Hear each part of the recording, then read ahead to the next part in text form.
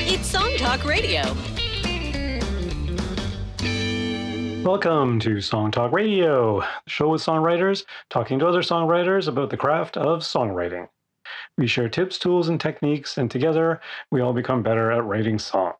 I'm your host, Neil Modi, and with me, my co-host, Phil Emery. How you doing, Phil? I am doing pretty good, even though my assistant Hobbs is threatening to cut us off at any moment, but I'm doing pretty good.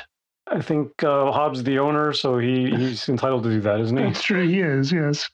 Right, so we'll hope that doesn't happen in the next little bit, but after that, just wait. Okay, and for everyone else, please send your comments and questions to @SongTalkRadio on Facebook or Instagram, or feedback at songtalk.ca for the email, and we'll share your thoughts on the show. And please visit songtalk.ca to see the show post for this episode, to find links to resources we mention, and to download lyric and chord sheets to follow along with the songs that we feature. Tonight, we're very happy to welcome Winnipeg-based folk duo Burnstick to the show. Built on emotion-stirring storytelling and unmistakable vocal harmonies, accompanied by a century-old instrument, Burnstick, a Juno-nominated husband and wife folk duo, are intent on creating affecting music that inspires listeners to feel. The Manitoba-based duo features Nadia and Jason Burnstick, esteemed independent artists who united over a decade ago to create deeply moving cinematic folk music using their trademark vocal pairing and Jason's mastery of the lap steel Weissenberger guitar. The pair released their Juno-nominated debut album Kaya Na in 2019, from which their song Some Kind of Hell took home the Canadian Folk Music Award for Single of the Year, while also receiving nominations from the Western Canadian Music Awards and Summer Solstice Indigenous Music Awards in 2020 and 2021. Welcome to Song Talk Radio, Nadia and Jason. Thanks for having us. Thanks for coming on the show, you guys. And before we get to Burnstick's really amazing song, a couple of things we want to discuss. One of our frequent guests, co-hosts, Chad Shank, who runs the at-home songwriting meetup group and YouTube channel and community, online community based out of Minnesota. He's always posting interesting things on YouTube, and he posted a really interesting video the other day that was part of one of his online webinar sort of seminar things, and he called it the simple songwriting formula that changed everything for me. And his little technique, it's like a little 5-minute video. We'll place a link in the show post, but it was something I had never heard of before.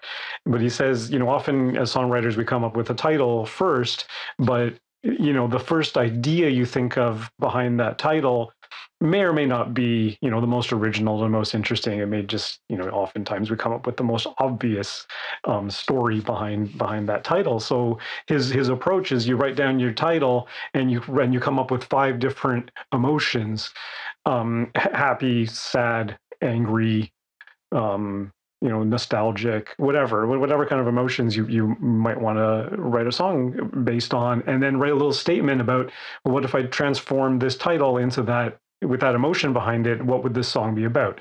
And then what would that song be about? And then you come up with 5 different ideas for 5 different angles from which you can tackle this title. And one of those presumably will be the more interesting, more original take on it, and can give you some direction for a song. So it's a simple little exercise, really, but something I never really thought about before. As often as I've been writing for titles for quite a while now, and that's something to really spin things a different way. Just another tool in your toolbox. So we'll put a link to that in the description. Everyone can check that out. How about you, Nadia and Jason? Do you write from titles, or are you? It's funny that I had a teacher. I'd taken a year when I was like 21 at a song, L'École Nationale de la Chanson. It's like this French songwriting performing arts school in Quebec. And I had a teacher there that actually told us never to title our songs until it was done. And so I did it backwards from what you were saying. He was like, you'll pull the correct title once your song is done. If you title it first, you're going to get stuck on like that line needing to be like repeated or whatever in your chorus. And that might not be what your song ends up being about, or what's the most important part of your song.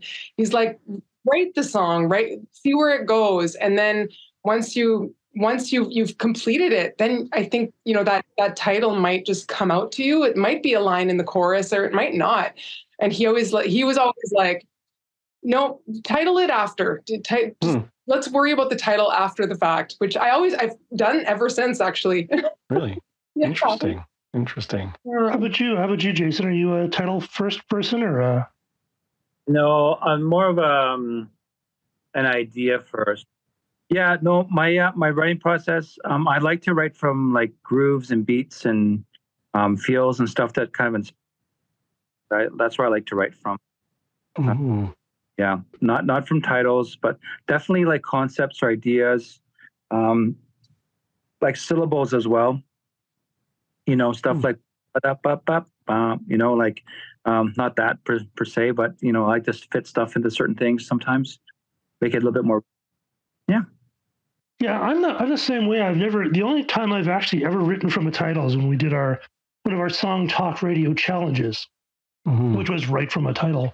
Yeah. Because I usually start off with a hook that's usually a melodic hook or a hook on the guitar, and then the melody or the chords will come after that, and then the arrangement, and then the lyrics are always the last thing. So it's yeah, Jed's approach is very different because I just don't think of music that way. It's very much of a music first thing, and I have such a huge backlog of unfinished songs that sometimes I don't think about, I'm going to try some other thing. I'm just trying to get stuff finished off, Right. One of the things go ahead. Sorry, just go ahead, Jason. One of the things that I do that drives Nadia crazy is, so if I have a song that's pretty much done, I'll bring it to Nadia, but I will try every single key, every single Weisenborn, capos on different frets, different tunings and guitars. Like I will try all of that, and it just drives Nadia crazy. It's not that it drives me crazy. When I write, we write very, very differently. And so when we bring each other ideas, like I like when like all the lyrics are there so that I can practice the different melodies on the lyrics or even if some lyrics need to be changed or strengthened, I like really working from lyrics, and he really likes figuring out the entire music part first. And so I think we come to it a little bit backwards. And so it's not that it drives me crazy. It's just like there's parts of the songwriting that I like when we can really hone down on lyrics. And to you, that's sort of, I think, a little bit like you were saying before, like the music comes first for you.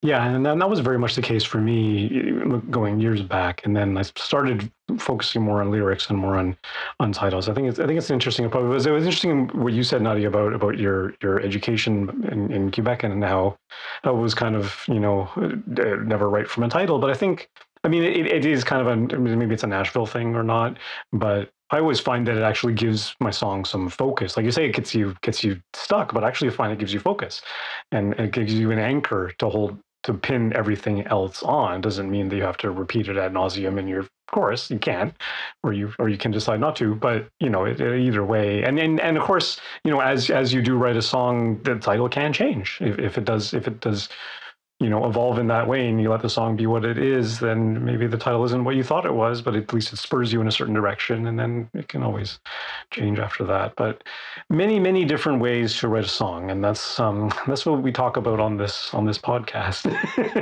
And I think, you're saying, like you write from a title, and I don't do that, but I do have a theme in mind. Like I will have the theme. It might not be the title, but there usually is some kind of theme or some kind of thing, something I want to say that I'll build the song around.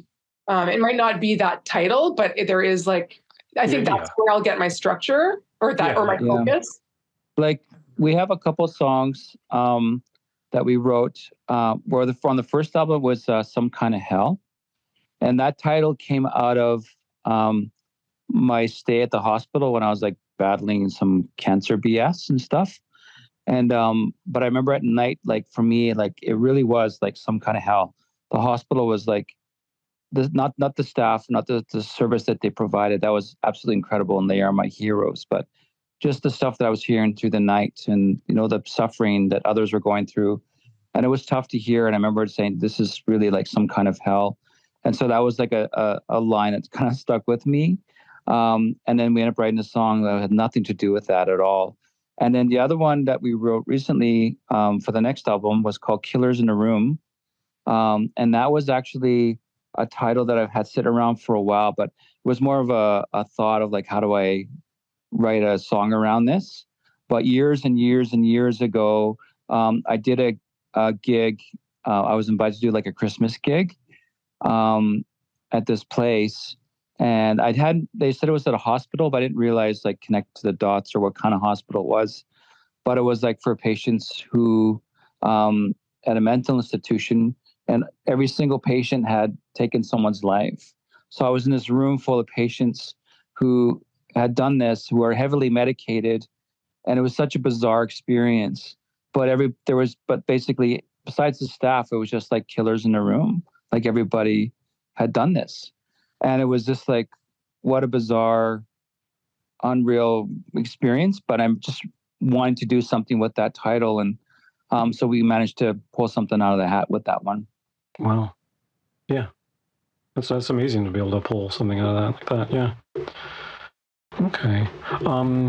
Yeah, and the other thing I wanted to mention was our song talk meetup, which we had last weekend, just the weekend past, and just a shout out to our latest co-host of the meetup, Paul Gallagher, who's been a member of the meetup for many years, and he writes sort of quirky songs on the piano, and a very, very cool guy, and he agreed to help us out, taking a share of the of hosting the meetup. So we did it over Zoom, and it was a great little turnout. We had a number of different people come out, a few newbies, and everyone took part, and most people shared a song. There were a couple of people there who just came in to listen, stuff, which of course is always it's always very cool to do.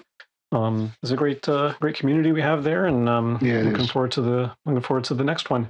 And they're from all over the world, like Australia and the UK and the States, and yeah, it's so neat. Yeah. We do get contingents from across Canada, across the US mostly. Sometimes from Australia. Sometimes from. One time we had a Canadian who was living in Istanbul at the time, and came and dialed in. Yeah.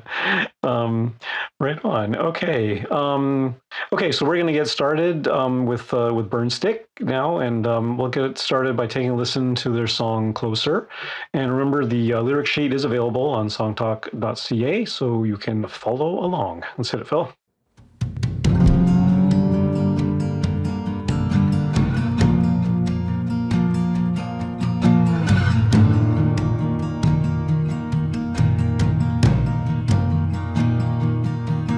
I'd cross any river that could break me.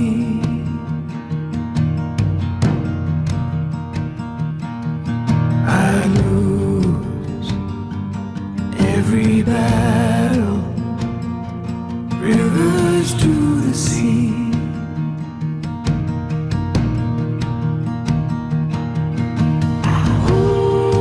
Hold you closer before it all goes down.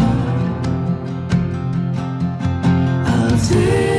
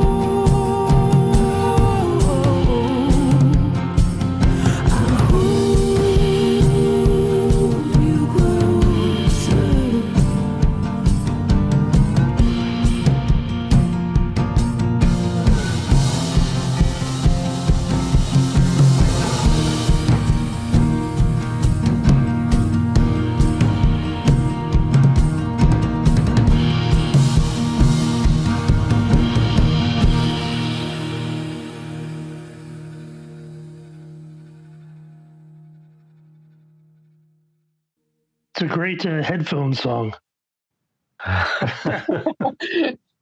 Yeah. Lots of stuff going there. Yeah. Very, very dreamy, like amazing amount of space in this song when you really look at it. Like you let the instruments kind of flow, the melodies come in and out, and it's just the feel of it. It just takes its time.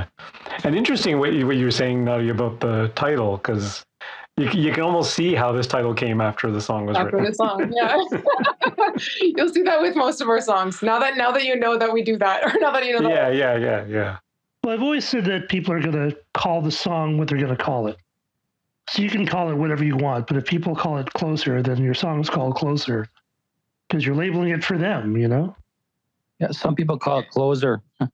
Closer. Quite a few people ask us about Closer, and I'm like, oh, it is spelled the same.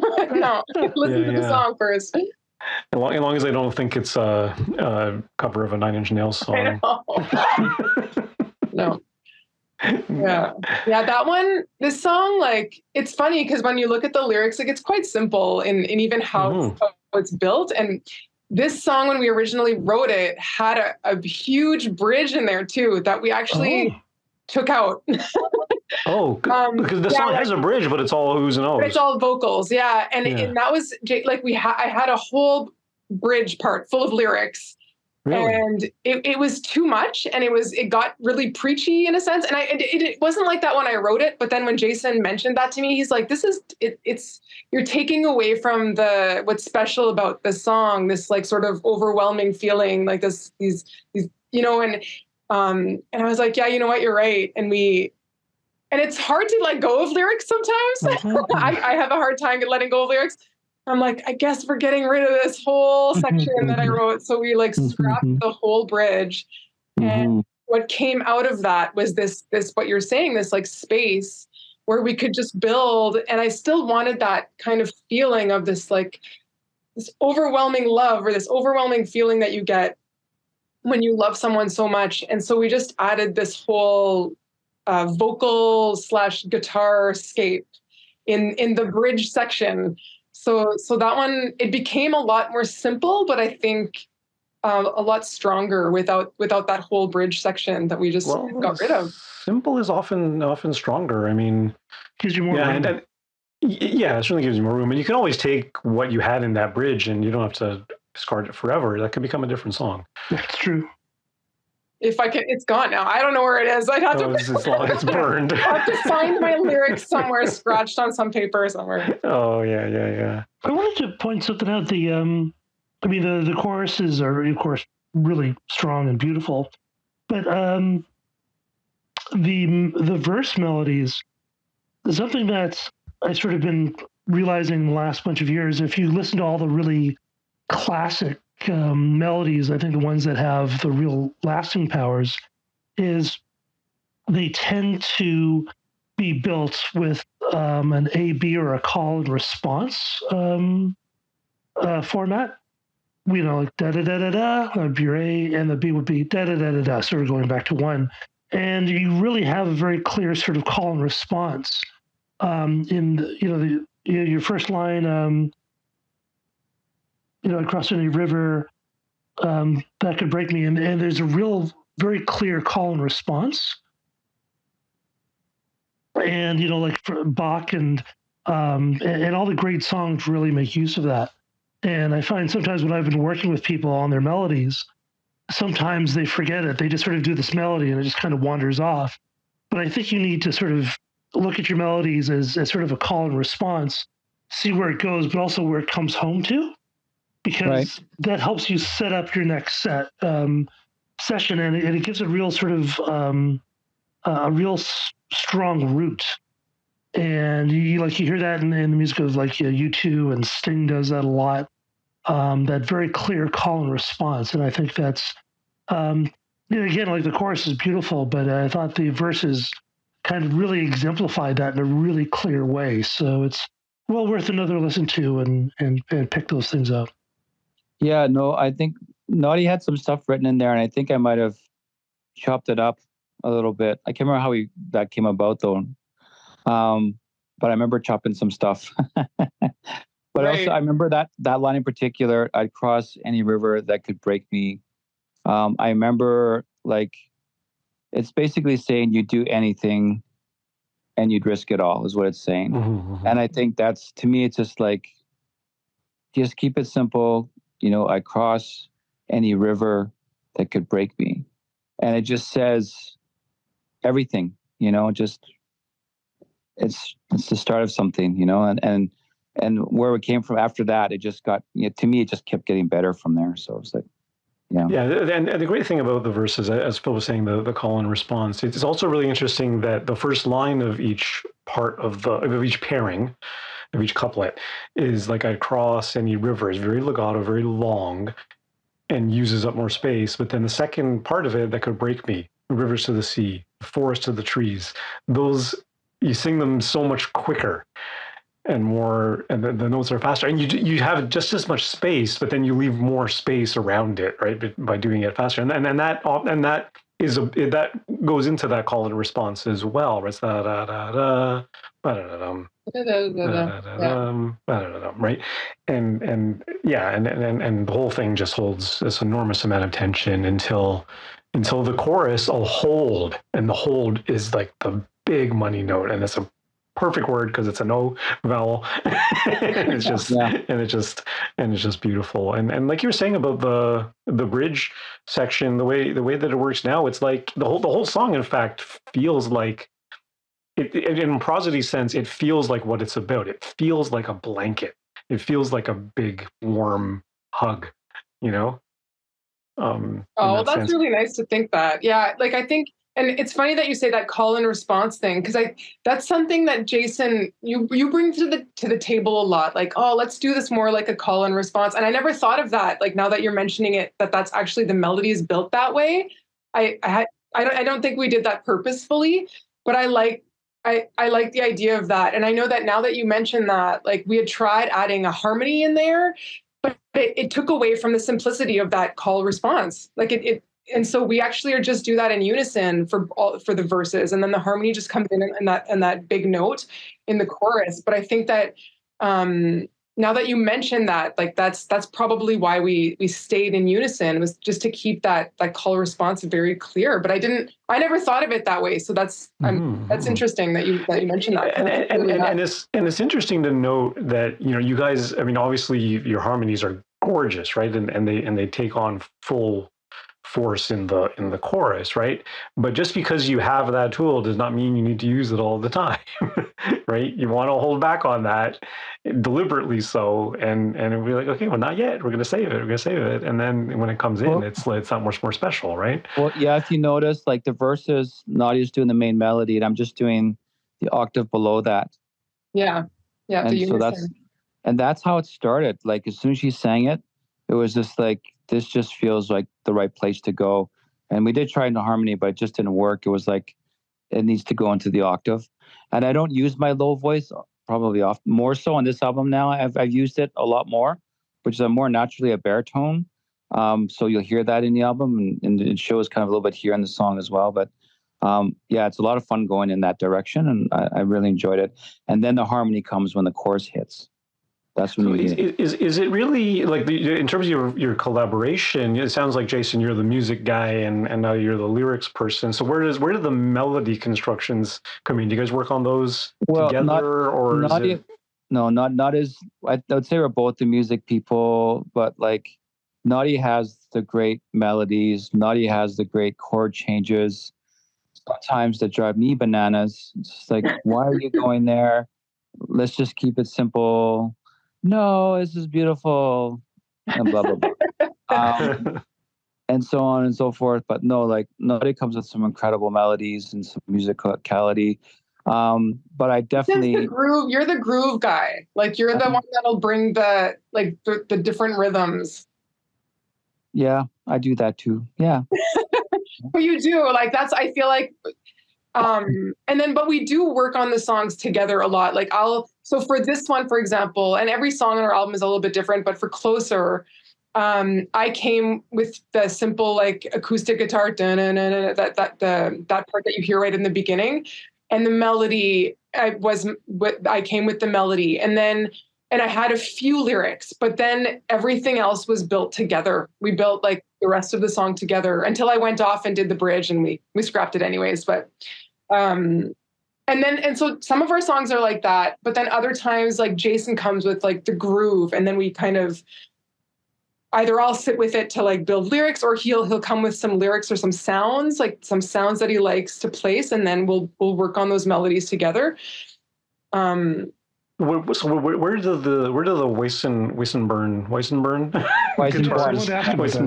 guitars could come into the song? Is that in the chorus and the bridge especially? I'm hearing it almost sounds like ethereal violin kind of things. What I did with so the Weissenborn actually comes right off the top, and Weissenborn sounds similar to an acoustic guitar, but you play it on your lap and you play with a bar. So people think of it like a dobro. But it's not that. You can play it in that style, but I don't play it like that. That's not how my approach to it. So it's more of a bigger, fatter chord sounding kind of thing. And so like the rhythm that's driving a lot of it, like Nadia's doing the picking part, the ba da ba da ba da ba da, but I'm like pushing the groove, like the rhythm, and I'm building it with my Weissenborn going up more.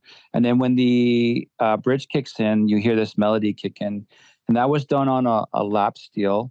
And I just had run it through some overdrive to I think it was a Moonshine, and then to like a Fender Deluxe with an EBO, and then I think we put on some funky reverbs and delays. Yeah. Very lush. Oh yeah, it's beautiful. And that was just something that I heard. I was like, I'm hearing this, I want to try this. Let's see what it is. But also too, in some of like the chords, what doesn't really stand out, but it almost sounds a little bit keyboardish, but it's not. It's actually lap steel, and I'm just kind of just holding the chords. That's it, fading them in and fading them out, kind of reminiscent of what a pedal steel player might do. But it's not that. But it's more like chordal, full body sound, like, and I was hearing that too. I was like, this needs that. It needs to do something, and it needs to fill up in these places like that. Like, I need to feel that. So, it's almost like a synth pad. Almost, but it's not. It's like not quite. Yeah, it's a cool sound. I love it. So aside from the jettisoning of the bridge lyric, was there anything else in the lyric that you guys went through a lot of changes, or did it kind of come out the way that it ended up? Lyric wise, I mean, it was really to that bridge, and then we did like change things, but that's sort of how we always work on our lyrics. Like I'll either bring like a song that have like a bunch of like verses and chorus and everything, and to Jason, and then we'll sort of not pick it apart, but really work on it to just come up with what we want to really say. And it'll end up being a lot better than what we just bring to the table, or vice versa. Jason will do the same thing, and that happened with this one too, where I had some lyrics. I can't even remember the changes. This one came together pretty quickly. Some of our songs take a long time, but this one really came together quickly. I don't even remember what was there beforehand, other than the bridge getting scrapped. But I did the first. I remember doing the first line. I crossed any river that could break me. I remember that. And I remember question. Oh no, go ahead. No, go ahead. Rivers to the sea, and then that's all I remember bringing to that. And I remember questioning whether I wanted to rhyme down with down because the chorus has the same word. Right. And I was like, am I being lazy? Like, why am I, I should find a different word. But it didn't mean the same thing. And it worked, and it didn't bother me when I was singing it. Like it didn't like bother my ear that I was hearing the same word twice. And I'm like, somehow this works, and I'm going to leave it because and I've never done that before, where I just leave the same word to rhyme with the same word. But I remember that being a big thought process for me. Was like, should I change this? I think because there's a lot of melody going on, and they're far apart enough that I didn't really notice it. I'll admit on the second time listening to the song, or the third time listening to the song, I was like, before they make you drown or Right. something, like it would have been kind of obvious to rhyme down with drown. Right. Yeah. But, He prefers a very close rhyme. It's the closest of It was the rhymes. closest rhyme. yeah, But it it's wasn't literally even, the close. it was, Well, it I was mean, more, and arguably it's not a rhyme at all. It's no. Yeah, the you're same right. word. It's just the same word. And it just like I had a list of other rhyming words. Like I could have built another phrase, but it just wasn't. It didn't say what I wanted to say, and this just said what I wanted to say. Fair enough. Yeah. I That's can kind of how it totally works. appreciate that. Yeah, that's And fair. the bridge actually, did the music in the bridge stay the same as it did with all the heavy lyrics? Because it does sound like it goes to a different chord pattern there. The chord pattern was the same, but the way it was sung was a lot quicker. It wasn't these sort of like long Okay. notes. I remember it having like there were a lot, and it was like sort of a quicker, like almost like what the drums ended up building to.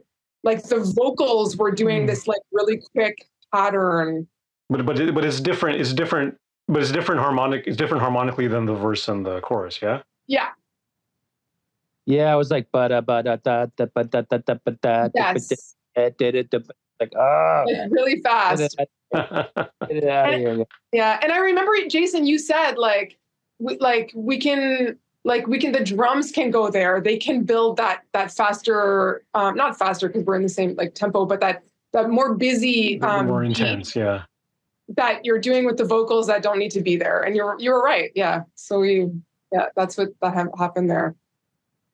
Well, yeah, it's an interesting approach. Is like where do you introduce complexity and where do you hold back and keep it simple? And it's a great thing to play around with that balance, right? And it's also important to be able to be brutal with your own songs and say, this part just isn't good enough. But then you save it for something else. But it's, sometimes taking things away can be better than adding stuff. And it's especially, and it's an interesting production because there's a lot happening, but there's not a lot. And in the days of, 100 tracks, because we can have 100 tracks,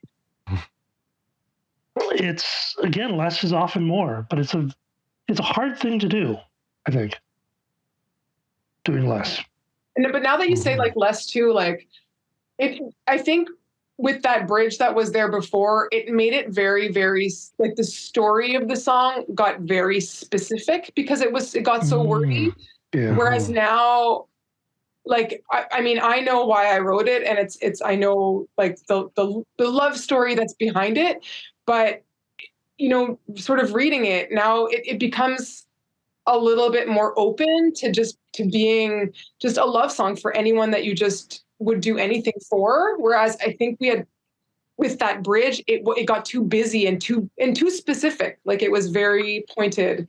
And it's interesting to me too. You said you lost it because it's on a scrap of paper somewhere. Lately, I've been doing everything in Google, so every revision is saved, and I can go back to like the version that was there like a year ago or 9 months ago, and be like, "Wow, I was actually thinking this before," and it's kind of cool. It saves all the revisions, but that's kind of cool. But yeah, if you're working on paper, yeah, stuff gets lost. I still like working on paper. Yeah, no, fair enough. I did do that a lot of the time. I would print it out, put it by my piano, and then start scratching with things. But then I would often take a photo of it on my phone anyway. But now my keyboard is in front of my computer, so I tend to work directly on Google as I'm working on a song. But yeah, I do everything in my head. So if I ever fall down and hit my head, I'm screwed. I know, it's so stupid. Like when you write songs, you just don't even, you just have it in your head? Yeah. It's really dumb. It's well, because I mean, I'm sure like I've forgotten stuff, and then there's and then I'm finding like old songs that I'm working on, and I can't remember how to play them. Yeah, well, that's just it, right? You gotta note down something. Yeah, I've never said I was smart. Yeah, we all have our moments, Phil. we're all dumb in our own special ways. Trust me. Do that. I mean, that's the truth. One of the other ways that approaches writing for this project, and I do anyway, is like, I don't know if you guys do this, but like if I do have a groove, I'll jam out to it a little bit, and then I'll sing to that. And sometimes like syllables or phrases or words or nothing, but something I'll gravitate towards a certain feel where my voice feels the most comfortable. And then that's where I start. Where it makes the most sense, or I'll record it if I'm feeling something, I'll record it to this groove and I'll play along and I'll listen back to it and go, oh, that was awful. Or there's something here. I want to look at it. Do you guys do that? Yeah, that's how I work. Actually, it's okay. Start off with sounds and kind of nonsense. As a matter of fact, I've actually played songs live in a band with kind of nonsense lyrics because they weren't quite done. So, however, when you get to the studio, that's when you actually finish them off. But that's interesting. Yeah, and Jason, like you'll even write out the like you'll I've seen you like record sort of just random sort of words that don't make any sense just because of the syllables that you like, and you'll actually type them out, which is interesting, and then sort of build like, oh, okay, we need like this song will have a phrase, like the phrasing and syllables of the words are sort of going to match what you've done. Yeah. Yeah, it's weird. You were saying before, Nadia, how Jason brings like the song in like every different key signature and everything. Is that something to try and find the right key for your voices? Is that the idea there? Like you're cognizant of finding the right key? Because oftentimes if you write a song in a particular key signature and then hand it off to someone else who's going to sing it, it's like, oh, this is completely the wrong key for their voice. Yeah. No, 100%. Like we have to be really conscious about all that stuff. Nadia has a range I don't have. Nadia's vocal ability is far greater than mine. She'll do like a beautiful little vocal riff, and I'm just like having to do the harmony underneath that, and it just like takes me like 20 million times to get it right in the recording, and then I have to practice it where it becomes like internalized and a part of my like vocal DNA, so there's cases like that, but not always. But yeah, we're definitely conscious of it. But sometimes too, it's weird how when you just write a song where it just sits better in a certain key for some reason. And I don't have any explanation for that. I don't know what that's about. And like, that's just the way it is. Like there's one song we have in the key of B, which I've never written in the key of B. Yeah, it's a horrible key signature for anybody. It's a weird one, but I'm singing lower than I normally do. So I'm using the baritone voice, which is like, and it works for this song. Songs in B. It's a song, Moonlit. Oh, yeah. Yeah. So yeah, we don't do anything in B. Like that's the only one we do in B. And then Hands Tied is C sharp. Oh no, sorry, F minor. It's an F minor. We won't have anything in F minor. That's weird. That's another one. Like what? Yeah. Keys do sound different. It's because it's not. It's even tempered, but it's even tempered to a certain point. But it's still, each key does sound a little bit different because the third or the fifth are a little sour or a little tangy. Some more than others. So when you do move stuff around, it does change the sound quite a bit. And certainly it resonance with someone's vocal range. Yeah, is a factor, right? It just if it hits your sweet spot, it hits your sweet spot. If it's in 5 sharps or 7 sharps, then go for it. That's fine. And the other thing too is we have to be really conscious that when we're writing for Burnstick, it has to fit with both of our vocals. Mm-hmm. So we're not necessarily writing the same way. Like if I was to write a solo song, I would not necessarily choose the same key that I might do something for Burnstick, because with the harmonies, we have to sort of find those sweet spots where both of our voices will sound good, or that we'll get the best out of that song. So that's something we have to consciously do when we're writing specifically for Burnstick, which is a little bit different than if I was just writing any other song. Right. That's actually great because you want the best pairings are when people don't do the same kinds of things. And it kind of forces each person to sort of kind of dance together in a slightly different way, because that way you get something that you wouldn't get on your own, which is the whole point of, collaborating. Yeah. If you collaborate and you get what you would have gotten anyways, then it's What's the maybe point? a little bit better, but in general, it's great. I'd rather dance with Nadia than by myself. That's true. Yeah, fair enough. There you go. Me too. I would much rather write with you and sing with you than do it by myself. Yeah. But the other thing with the keys, and Jason, you can probably talk more about this, but like the other thing is that all the Weissenborns are tuned to different keys. Mm. So like depending on what kind of sound we want for a song, that we might somewhat determine what key we do it in. Is that correct about the Weissenborns, love? Yeah, no, 100%. There's a couple of things. One is like what's realistic for doing live shows, and how many Weissenborns can I bring with me to live shows? Oh yeah. But like, like the teardrop is in like dad, which I really love that tuning, but it sounds very different from C tuning. It has its own thing. Like the C tuning is like really warm and low and like pretty funky. And then where the dad's a little bit more higher up, but still has this full big body sound. And then like a G tuning, for instance, is like a little more punchy, a little more pointed. So it really depends. But trying to keep it like between the two keys where I can, if I'm in, if I have the C Weissenborn, I'm playing in F or G or something like that. Like not going too far off. Right. Wow. That's like super specific as to, different instrument. And oh my God, yeah. I can imagine having to lug 5 of those things on stage. I don't mind. I love it. Yeah. I mean, when you're that specific about it, then it's worth it, right? That's true. Wow. Great stuff, though. Absolutely. All right. Really cool Amazing. stuff. Okay, I think hearing the band there, so that's about all the time we have on Song Talk Radio. Special thanks to Burnstick, Nadia, and Jason. Great to have you guys. Where can our listeners find more about you and hear some more of your music? You can check our website, www.burnstickduo.com, and then there you'll find all of the social media links from there.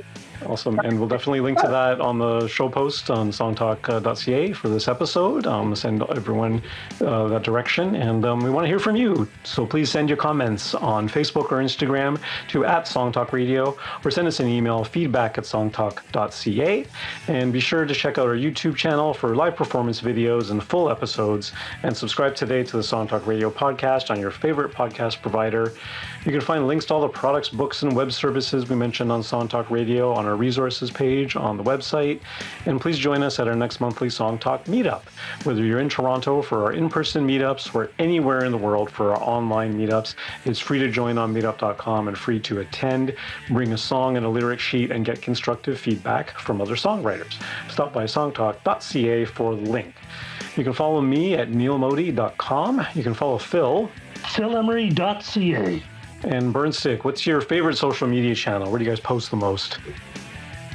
Probably our Facebook. Probably the Facebook. All right. Yeah, get on Instagram because we need some more fans. Yeah, we need more people on our Instagram page. Well, you need to post more on Instagram then. And be sure. We should post more on Instagram. And stop by the website, songtalk.ca, to browse past shows and find out how you can be a guest. Thanks for tuning in, and keep on writing. Good night, everyone. Bye.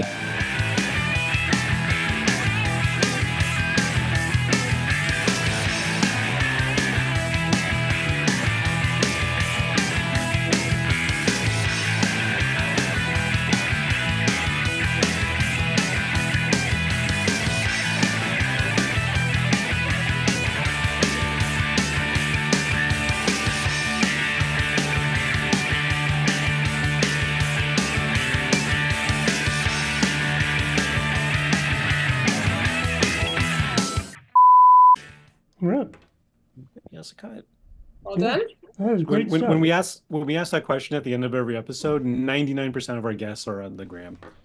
They're all We, over you know, Instagram. it's we had just individual accounts for so long, and we never created a Burnstick one. That's why, and like we have lots of we post a lot on our individual ones. Individual ones, yeah. And then just this year, we're like, you know, this is ridiculous. We should really, we should have done this 10 years ago as creative like Burnstick. So we finally we do, but it's like we don't have very many followers. All of our followers are on Facebook. That's why we. That's why we're. Yeah. Well, Facebook owns Instagram, but all the kids are on the TikTok now. So now they're on TikTok, yeah.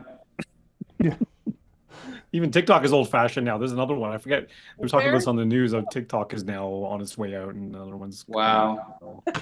Really, really young kids. I don't know. That's funny. I'm lost. Too many things.